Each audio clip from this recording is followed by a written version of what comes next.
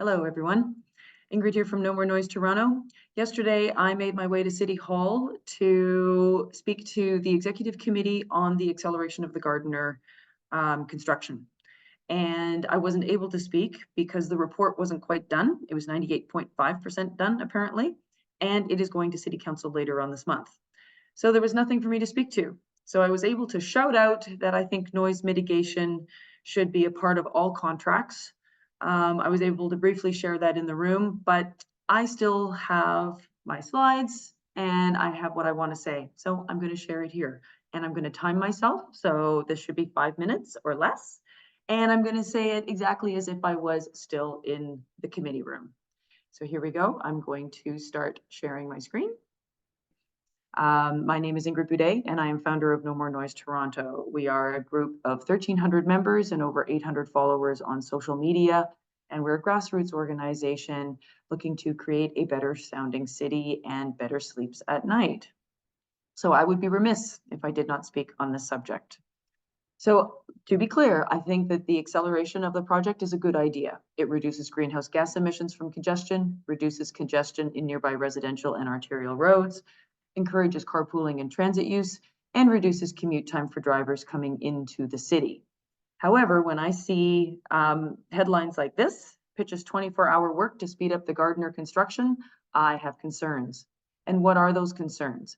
Well, apparently, city staff is collaborating with industry experts and the current contractor to identify ways to accelerate the construction work and mitigate the impacts on traffic and congestion.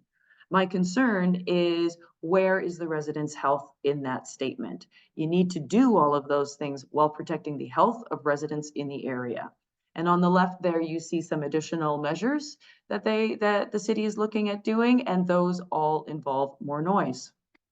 So unmitigated noise is a bad idea. When I searched all of the background documents, there were 0 results for noise. So that means to me, noise mitigation has not been mentioned in those documents. And the public health of residents has not been considered. And when I was there just this past weekend, there were people there that didn't have air conditioning in these condos here. And so they have to sleep with the windows open because, as a Liberty Village resident said to me, my bedroom thermostat registered 28 degrees at night.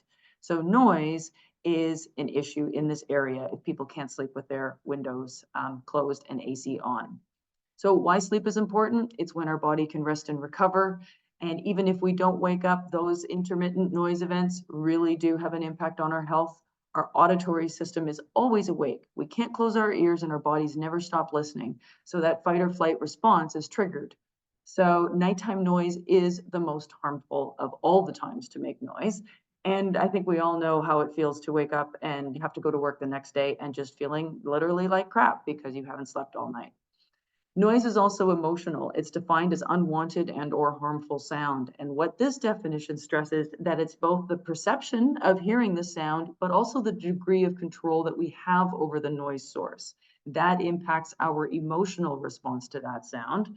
And that happens in our brain. We can't change that. And so when we have these strong emotional responses to sound, they say that it likely plays a key role in major adverse cardiovascular events. That's heart attack. So what are the costs of doing this nighttime construction to the Liberty Village residents?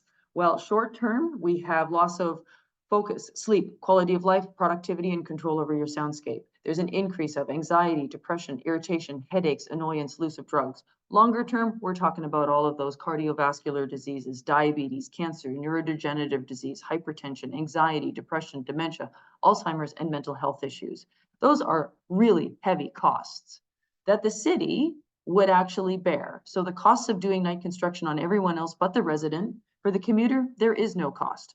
They just will get their quick drive into the city faster. But in the meantime, residents pay and the city will pay increased project costs, increased healthcare costs, increased mental issues in the city, and loss of productivity for residents. And those are long-term impacts.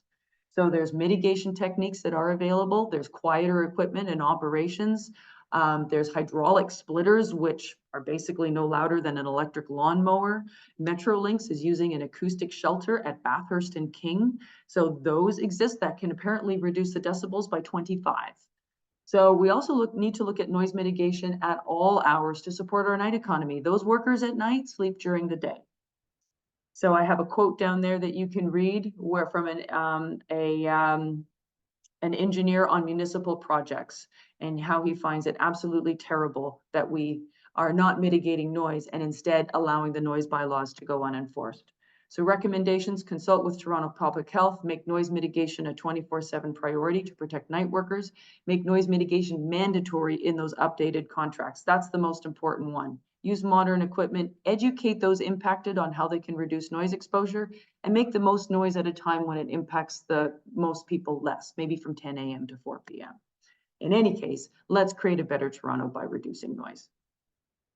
And that brought me to 5 minutes and 16 seconds. So I hope you guys have a good sleep, and I feel much better now.